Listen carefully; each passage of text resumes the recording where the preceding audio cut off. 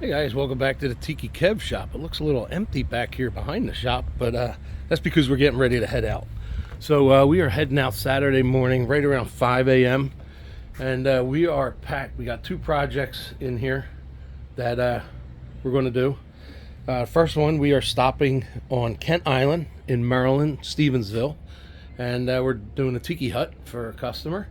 And then as soon as that's done, we are heading straight down to Dallas, North Carolina to do this tiki bar install. You see the bar's all covered up there. And then when we get back, we may try and squeeze in a rethatch, but we have to get up to Michigan to get that other tiki bar installed done. So not sure how that's going to go. We might just, when we get back, just load up for Michigan and head out.